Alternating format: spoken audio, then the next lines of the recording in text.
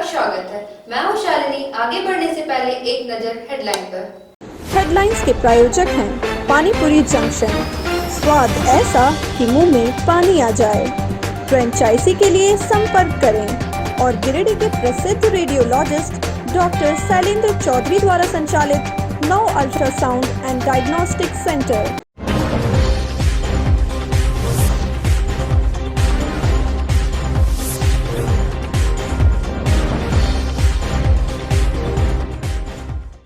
गिरिडीह में जारी है हाथियों का आतंक। मुफस्सिल इलाके में महुआ चुनने गई महिला को कुचलकर मारा, ग्रामीणों में दहशत। नगर निगम के वार्ड 11 में खाली पड़ी हिस्से में बनी है सड़क, वहीं आबादी वाले हिस्से में लोग वर्षों से सड़क नाली की करते आ रहे हैं मांग।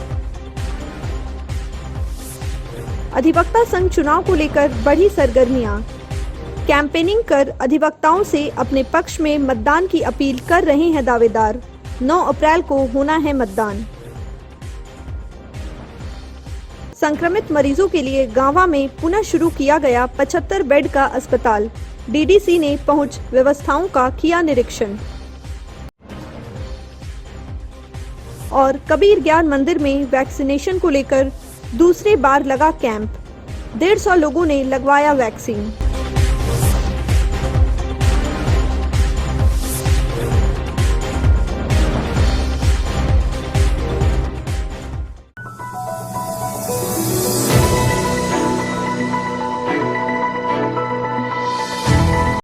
गिरिडीह जिले में गजराजों का कहर जारी है। इस बार मुफस्सिल थाना क्षेत्र के बजटो गांव के समीप एक महिला को हाथी ने कुचलकर मार डाला।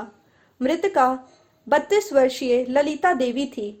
बताया गया कि ललिता देवी बुधवार की सुबह बजटो गांव के समीप कुरकुरिया पहरी जंगल में महुआ चुनने गई थी, जहां हाथी ने उसे कुचलकर मार डाला।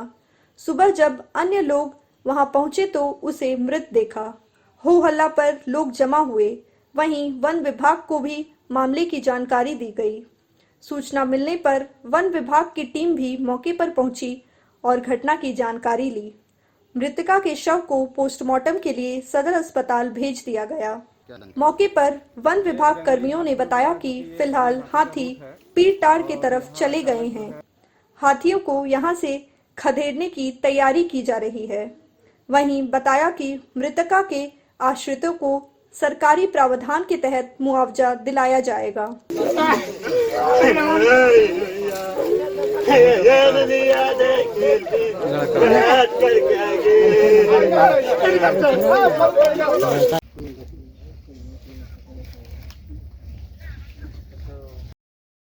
ये जंगली हाथियों द्वारा, चूंकि ये जंगली हाथी का रूट है और यहाँ अचानक जो है बुराकर नदी किनारे होने के कारण से हाथी उस पास से ये बजटो गांव का जंगल में प्रवेश किया था। सुबह सुबह चूंकि ग्रामीण अभी महुआ बेचने के लिए जंगल की ओर जाते हैं, उसी क्रम में ये घटना हुई है। हम लोग को सूचना जैसे जनप्रतिनिधि द्वारा मिला तो हम लोग यहाँ पर पहुँचे हुए हैं और सरकार का जो प्रावधान है उसके तहत जो है मुआवजा दिया जाएगा। साथ ही हाथियों को यहाँ से हटाने के लिए हम लोग शाम से मतलब प्रबंध करेंगे और हाथी को खदेड़ा जाएगा। फिर हाथी जब हाथी मार दिया ना तो हमने फ़ोन किया। अच्छा, कहाँ हाथी मारा इसको? कहाँ गई थी ये रात में? ये था खेत महुआ बेचने। कब आई थी? कितना बजे? 5 बजे। वो सुबह आई थी? सुबह। उसी समय हाथी चपेट ले लिया उसको ना? हाँ, बेचने लगा तब तक उधर से हाथी आया, दाब दिया। कैसे हुआ, कैसे जानकारी मिला हाथी मारा उसे?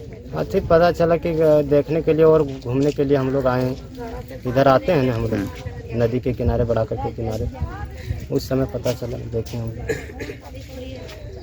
हाथी मारा है उसको। बकरी देके आते हैं।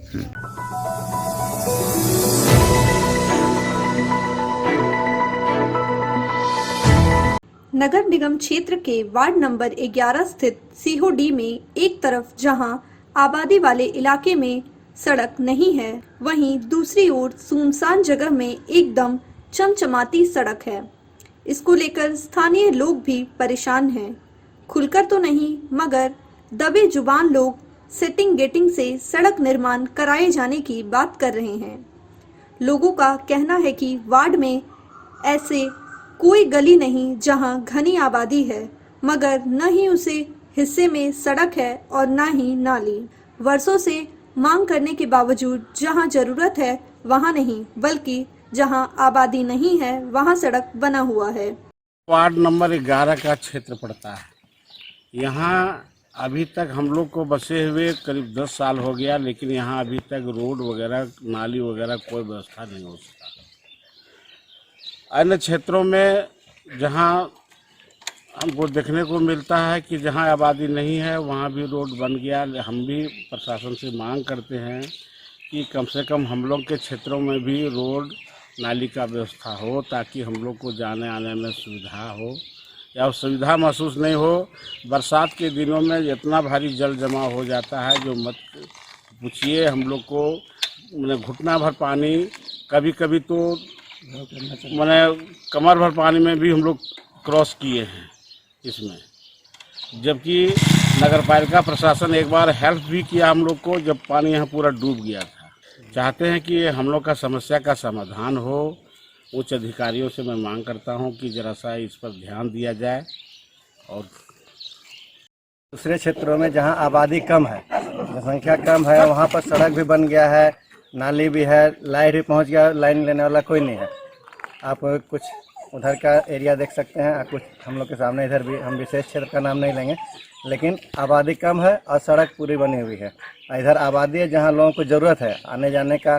मुख्य साधन अगर कहिए दोनों लिंक रोड को जोड़ने का, ये जो NH 1114 जो है 114A वो और ये पुराना पुल दोनों जोड़ने का काम ये कर रहा है। फिर भी यहाँ का स्थिति इतना ख़राब है और बहुत पहले से विधायक महोदय से लेकर प्रशासन तक सभी लोगों ने वादा किया कि हाँ अब हो जाएगा, अब हो जाएगा, आज तक नहीं होगा। तो हम कहें कि जो जहाँ बन रहा है वो ठीक है, बनना सभी क्षेत्रों में चाहिए, लेकिन इस क्षेत्र पर भी विशेष ध्यान दिया जाए। अब ये पुराना मोहल्ला हो चुका है। अब ऐसे में बड़ा सवाल उठता है कि आबादी वाले हिस्से को छोड़कर गैर आबादी वाले इलाके में आखिर सड़क क्यों बनी है। तो जो बातें सामने निकल कर आई है उसके मुताबिक खाली पड़ी जमीन की वैल्यूएशन बढ़ाने के उद्देश्य से भूमाफियों ने मिलीभगत कर सड़क निर्माण कराया है। इस मामले में झामुमो नेता आनंद कुमार मिश्रा का कहना है कि जहां आवागमन की सुविधा नहीं है वैसे इलाके में सड़क न बनाकर बिना आबादी वाले हिस्से में सड़क बनाया गया है। कहा कि भू माफियाओं को लाभ पहुंचाने के उद्देश्य से ऐसे सड़क का निर्माण कराया गया है। उन्होंने कहा कि ऐसे मामलों का उपनगर आयुक्त जांच कराकर कार्रवाई करे, वरना पार्टी स्तर पर आंदोलन किया जाएगा। में बहुत ऐसे जगह हैं जहां पर रोडों का आवागमन का साधन नहीं है। ऐसे जगहों पे रोड ना बन करके बिल्कुल ऐसे जगहों पे करोड़ों रुपए की लागत से रोड का निर्माण किया गया है जहां आबादी का कोई अस्तित्व ही नहीं है। भू माफिया को पहुंचाने के लाभ के उद्देश्य से ऐसे सड़कों का निर्माण किया गया है। हम नगर आयुक्त महोदय से मांग करते हैं कि ऐसे योजनाओं पर अविलंब रोक लगाकर जांच कर कार्रवाई किया जाए, अन्यथा पार्टी अपने तरफ से इसके विषय में आंदोलन करेगी। इधर इस बाबत जब उपनगर आयुक्त रोहित सिन्हा से जानकारी ली गई तो उन्होंने कहा कि यह जांच का विषय है। कहा कि योजना कब पारित हुआ, उसका भुगतान किस परिस्थिति में हुआ, सारी चीजों की जांच कर इसके पहलुओं को समझकर ही वो बताएंगे। ये तो पहले जांच का विषय है। पहले तो हमको देखना होगा कि वो योजना कब पारित हुआ, उसका भुगतान किस परिस्थिति में हुआ, योजना पारित किस परिस्थिति में हुआ, तो सारी चीज़ों को जांच करके और किस उद्देश्य से उस रोड को उस जगह पर बनाया गया था, ये दोनों पहलू को समझ के ही हम इस पर कमेंट करना। जो भी जांच में होगा हमको कार्रवाई करेंगे। बहरहाल वाकई यह बेहद गंभीर मामला है और नगर प्रशासन को जांच करने की दरकार है कि आखिर कैसे आबादी विहीन इलाके में सड़क निर्माण हो गया, जबकि आबादी वाले हिस्से में सड़क नाली की कमी है। देखना होगा अब इस मामले में कब कार्रवाई होती है।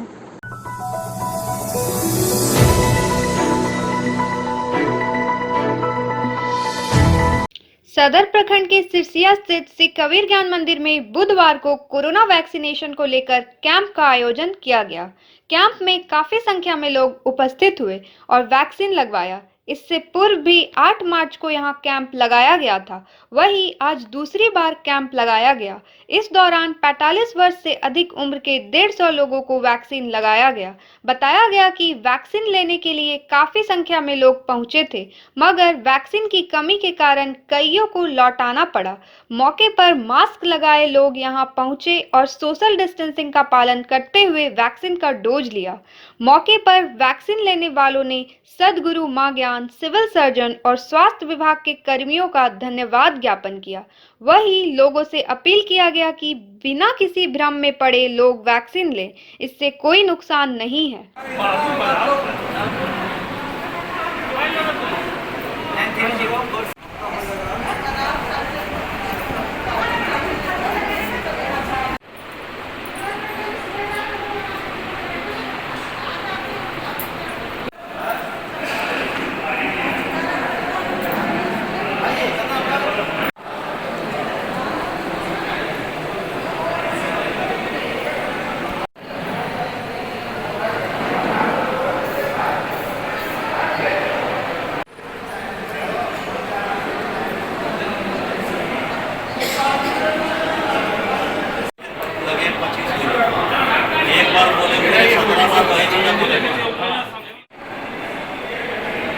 आज श्री कबीर ज्ञान मंदिर में दूसरा शिविर होने जा रहा है कोविड-19 का। इसमें 45 साल से ज़्यादा उम्र के लोग पहला डोज ले रहे हैं और जो पहला डोज ले चुके थे 8 मार्च को उन्हें दूसरा डोज दिया जा रहा है। मैं गिरिडीह वासियों से अपील करूंगा, उनसे नम्र निवेदन मेरा यही होगा कि बिल्कुल भी भ्रम में ना पड़ें और अपनी सुरक्षा के लिए कोविड-19 का टीका जरूर लें। ये हमारी सुरक्षा प्रदान करता है, इम्यूनिटी को बढ़ाता है। आज इतनी सारी भीड़ यहाँ आप देख रहे हैं, उसमें बहुत सारे लोगों को लौटा देना पड़ा सिर्फ इसलिए कि सरकारी अस्पताल में अभी तक दवा का पूरा खेप नहीं पहुँचा था। 150 जो खेप पहुँचा है उसी हिसाब से हम लोगों ने रजिस्ट्रेशन किया और लगभग 150 लोगों को अभी यहाँ इंजेक्शन देने की व्यवस्था की जा रही है। अनवरत 9 बजे से ये भीड़ जुटी हुई है। लोग सोशल डिस्टेंसिंग का पालन कर रहे हैं, मास्क पहने हुए हैं और सैनिटाइज भी अपने आप को कर रखे हैं। मैं इस बात पर जोर देकर कहना चाहूँगा, क्योंकि मैं भुक्तभोगी हूँ, कि बिल्कुल भी भ्रम में ना पड़े और अपनी सुरक्षा स्वयं करें। और इस तरह का यदि हम पालन करेंगे तो कोरोना दूर दूर तक हमें नहीं फटकेगा और हमारा नुकसान नहीं करेगा। लेकिन यदि हम पहला और दूसरा डोज ले भी लिए हों तो इससे हम पूर्ण रूप से सुरक्षित नहीं हो जाते हैं। डॉक्टर्स का एडवाइस भी इसमें बीच बीच में मानना हमारे लिए ज़रूरी हो जाता है कि जो नियम उनका द्वारा, गाइडलाइंस जो उनके द्वारा बनाया गया है उसका पालन करना हमारा धर्म बनता है। तभी हम अपने आप को सुरक्षित पा सकेंगे।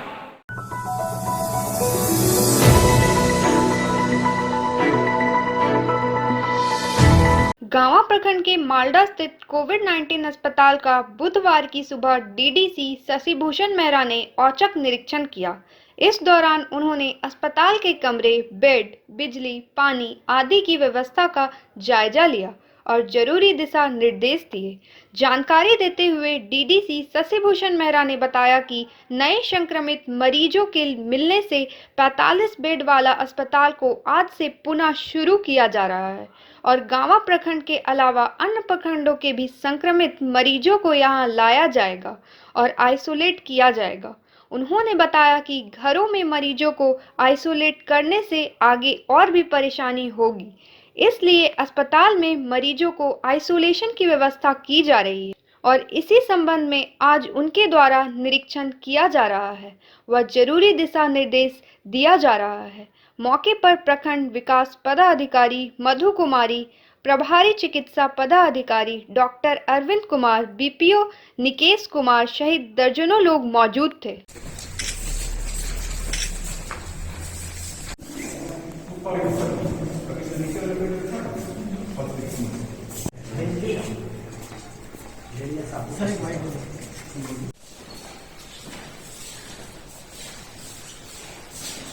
पेशेंट आएंगे उनको यहाँ पर रखा जाएगा। हम लोगों की कोशिश है कि होम क्वारंटाइन नहीं रहकर यह व्यवस्थागत संस्थागत क्वारंटीन किया जाए लोगों को, क्योंकि वहाँ पर घर पर सारी सुविधाएं रहती नहीं है। इसलिए यहाँ पर जो पेशेंट रहेंगे कोविड के, उनको यहाँ डॉक्टर के निगरानी में रहेंगे और हमेशा अच्छा इलाज मिलेगा। जो चीज़ की सुविधा होगी, असुविधा होगी तो जगह जगह इलाज भी प्रॉपर होगा। बराबर ऑक्सीमीटर से ऑक्सीजन लेवल नापा जाएगा। घर पर रास्ता नहीं है, इसलिए घर पर कैजुअलिटी होने की संभावना रहती है।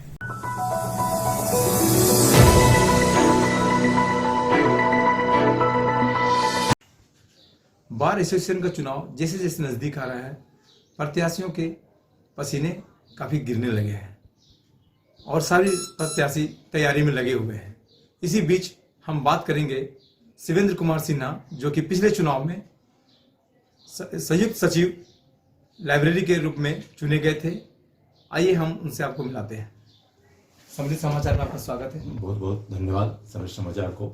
मैं तो मीडिया के माध्यम से पहले तो मैं अपने सभी अधिवक्ता साथियों को नमस्कार करना चाहूँगा।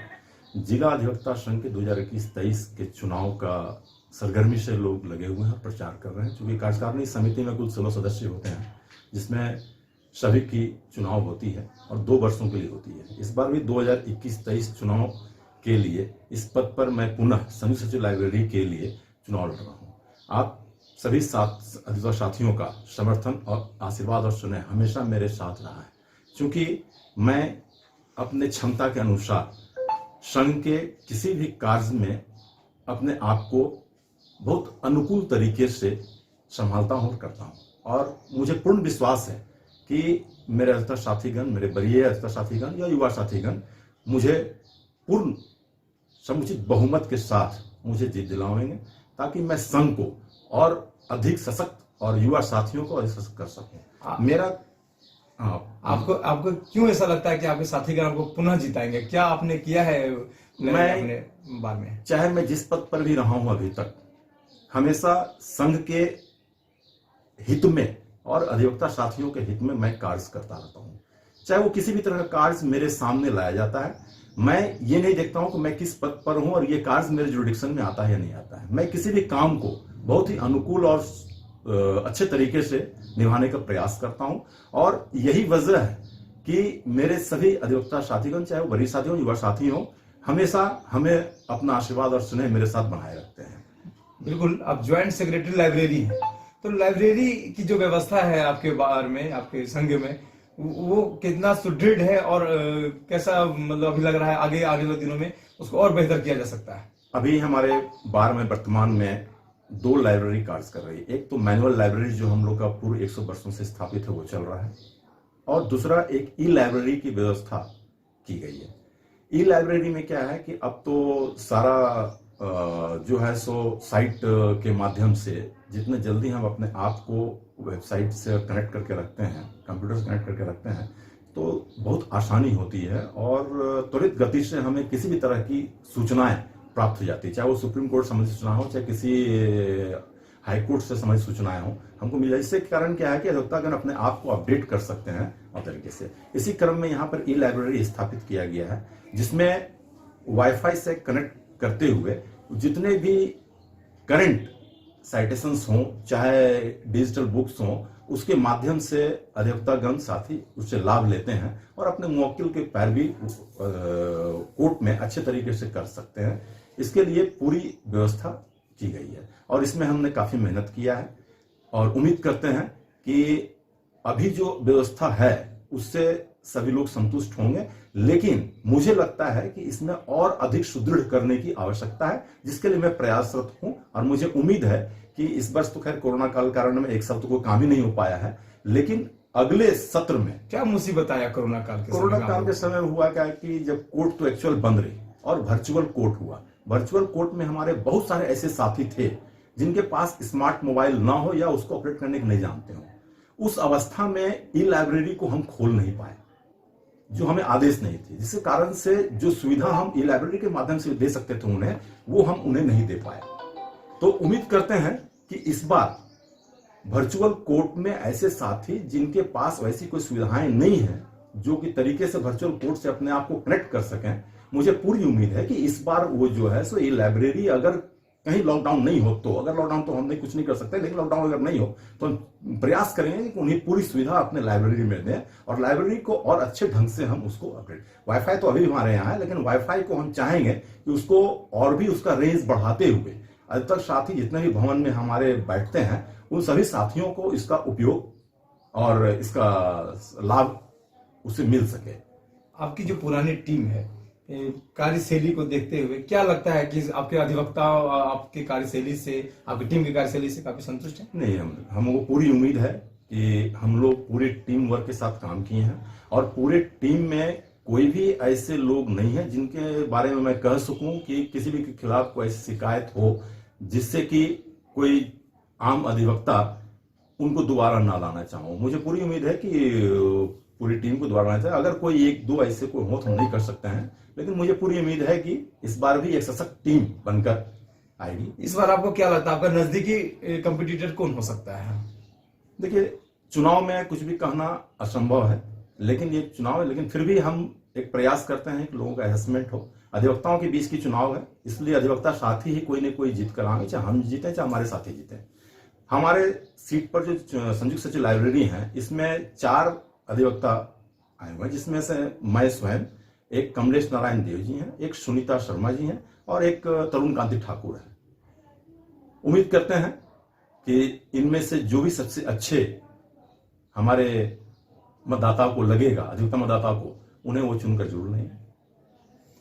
आगे अपने अधिवक्ताओं से कुछ अपील करना चाहेंगे हमारे चैनल के माध्यम से? आपके माध्यम से हम बस यही अपील करना चाहेंगे कि मैं प्रयास किया हूं हर संभव, हर दिल अजीज बनने का और सबों को लाभान्वित करने का, खास करके संस्था के कार्यों से, उनके जुड़े हुए संबंधित कामों से, चाहे वो किसी भी तरह का काम हो। और उम्मीद करते हैं कि उनकी आकांक्षाएं और अपेक्षाएं तो हमेशा ज्यादा रहती है। हो सकता है मैं पूर्ण रूप से उनको पूर्ण न कर पाया हूं। मैं इस बार इस सत्र में अगर जीत कर आता हूं तो मैं पूरी प्रयास करूंगा कि उनका आकांक्षाएं हम पूरी करें। और सबसे जरूरी चीज कि ये निवेदन करूंगा कि अभी एक्चुअली कोरोना काल है, इसलिए सबसे जरूरी चीज है कि वे अपने सुरक्षा पर विशेष ध्यान दें और सुरक्षित रहें और स्वस्थ रहें। धन्यवाद। सबने समाचार से बात करने के लिए आपका बहुत बहुत धन्यवाद। बहुत बहुत धन्यवाद। जैसे जैसे गर्मी का तापमान बढ़ रहा है, वैसे ही बार एसोसिएशन का चुनाव का भी तापमान काफी बढ़ रहा है। हमारे जो प्रत्याशी हैं अपने वोटरों को लुभाने में लगे हुए हैं और वोटर अपने प्रत्याशियों को चुनने में बिजी दिख रहे हैं।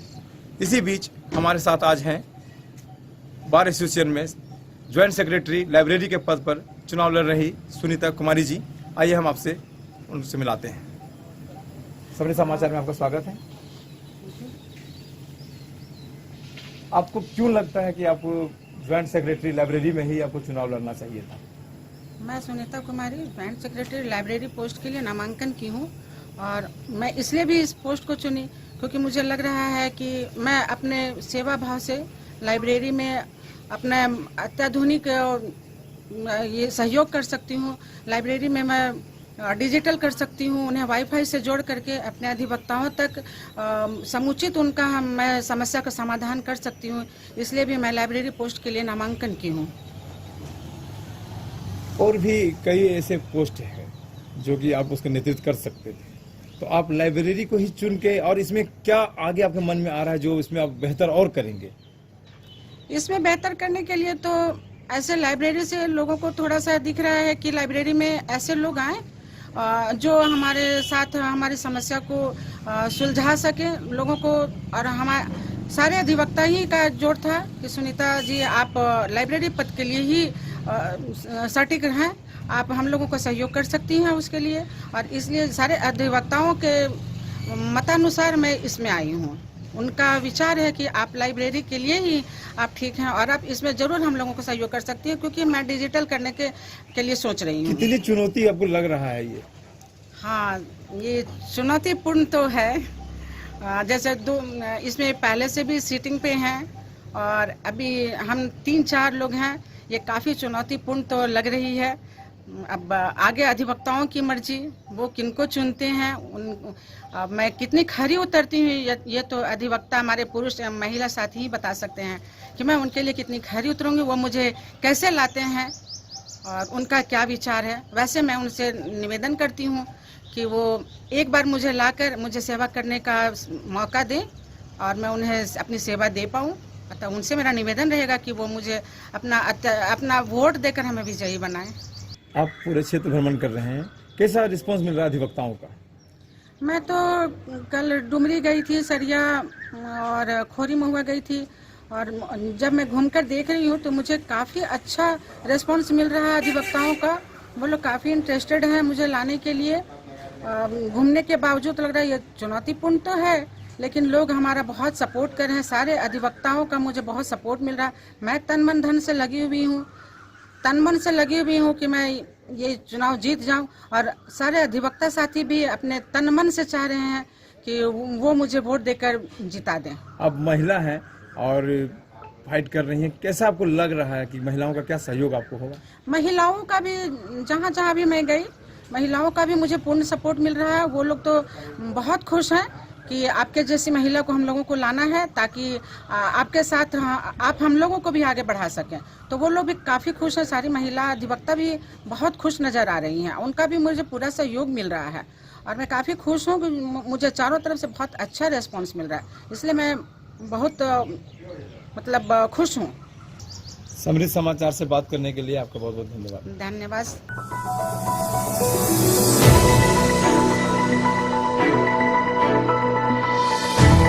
कायाकल्प अवार्ड से सम्मानित सामुदायिक स्वास्थ्य केंद्र गांवा को अब चिकित्सा कर्मियों की कमी के कारण लक्ष्य सर्टिफिकेट मिलने में परेशानी आने की संभावना है।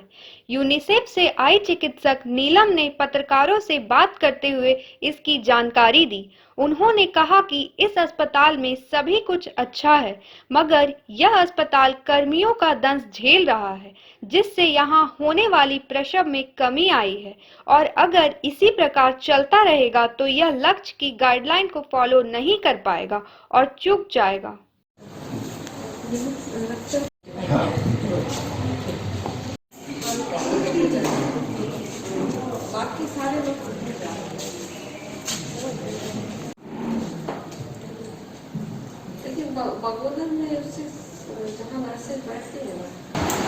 हम यहाँ आए हैं लक्ष्य को सपोर्ट करने यूनिसेफ से, और लक्ष्य प्रोग्राम गवर्नमेंट ने दिया है जिसके तहत होता है कि आपको यहाँ का क्वालिटी इम्प्रूवमेंट प्रोसेस को समझाया जाता है और क्वालिटी इम्प्रूवमेंट के लिए लेबर रूम और ओटी की क्वालिटी इम्प्रूवमेंट के लिए कुछ फिक्स क्राइटेरिया है, वो उसको इम्प्लीमेंट करने के लिए और उनके थ्रू रादर इनका कैपेसिटी बिल्डिंग करने के लिए मेंटरशिप करने के लिए आए हैं। बट यहाँ इन लोगों का फैसिलिटी बहुत अच्छा है, लोग भी स्टाफ भी अच्छे हैं, लेकिन इतनी कमी है स्टाफ की कि ये लक्ष्य के लिए क्वालिफाई नहीं कर पाएगा। तो एक लक्ष्य का एक क्राइटेरिया है, वो मिनिमम 2 शिफ्ट 3 शिफ्ट में 2 स्टाफ होने चाहिए ड्यूटी में लेबर रूम में, बट यहाँ टोटल 24 घंटे में 2 स्टाफ होते हैं। स्टाफ थी पहले जिसको कि हटा दिया गया, बट उसका रिप्लेसमेंट नहीं मिला इन लोगों को, तो जिसकी वजह से बहुत ही परेशानी है। और वो दोनों स्टाफ जो भी थे उनका रिप्लेसमेंट होना बहुत ज़रूरी था, तो दैट कि तीनों शिफ्ट में इनका ड्यूटी लग सके। और यहाँ के भीतर 2 स्टाफ और डिलीवरी लोड करीब 200 से 250 का है, यहाँ पर बहुत ज़्यादा डिलीवरी लोड है, तो पब्लिक तो सफ़र कर ही रहा है। धीरे धीरे डिलीवरी लोड भी कम हो गया है स्टाफ लोगों के जाने की वजह से और नहीं रहने की वजह से, क्वालिटी तो सफ़र कर रहा है। जब तक मिलेगा नहीं स्टाफ, यहाँ मिलेंगी नहीं नर्सेज, तो लक्ष्य पाना पॉसिबल है।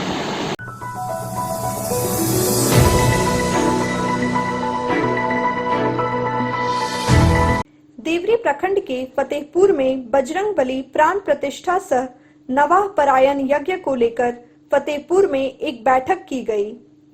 बैठक की अध्यक्षता रामनारायण सिंह ने किया। मौके पर विस्तार पूर्वक चर्चा करते हुए यज्ञ में सभी लोगों को आर्थिक सहयोग के लिए प्रेरित किया गया। बैठक में निर्णय लिया गया कि फतेहपुर, नावाडी, बेडोडी, नायकडी, हरिरायडी, मानसिंगडी आदि गांवों के विशेष सहयोग से यज्ञ का आयोजन किया जाना है। बताया गया कि 11 अप्रैल को ध्वजा आरोहण एवं 13 अप्रैल को भव्य कलश यात्रा सह नगर भ्रमण कार्यक्रम का आयोजन किया जाएगा। 11 तारीख का झंडा ध्वजरोपण जो होगा, उसके बाद 13 तारीख को जल यात्रा करेंगे। ये हनुमान जी की प्राण प्रतिष्ठा कार्यक्रम है जो कि हमारे यहाँ 13 तारीख से लेकर 21 तारीख का रामनवमी के दिन पूर्णाहुति होगा। इसमें दरभंगा से चल के कैलाश झा के द्वारा रामलीला का झांकी भी दिखाया जाएगा और नवह प्रायण का आयोजन किया जा रहा है।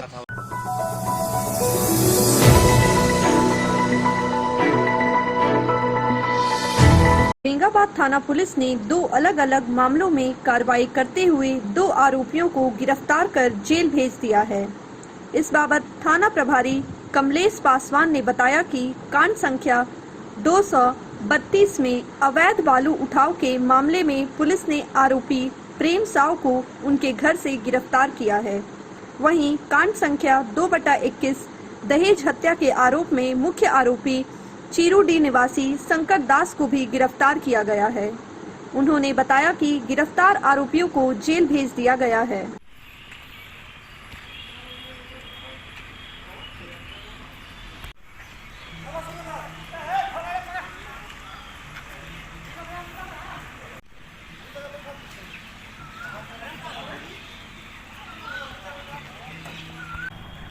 एक तो पुरानी मामला है औरंगाबाद थाना का संख्या 232 का है। ये इलीगल बालू उठाव का और इलीगल माइनिंग का है, जिसमें प्रेम साहब को गिरफ्तार किया गया है। साथ ही एक जनवरी माह के 1 तारीख को घटित घटना जिसमें 304 भी दहेज का केस अंकित किया था 2021, उसमें प्रमुख अभियुक्त शंकर दास को गिरफ्तार किया गया है।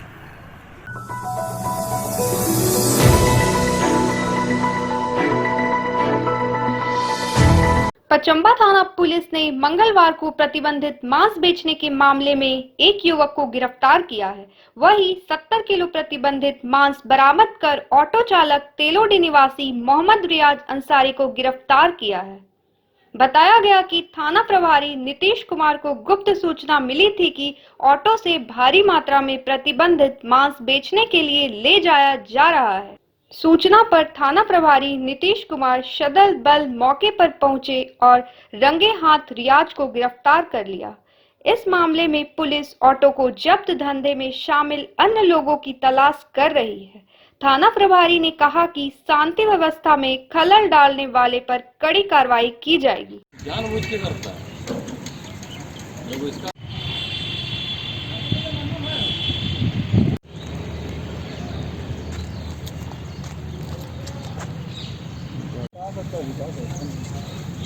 नहीं लेगा।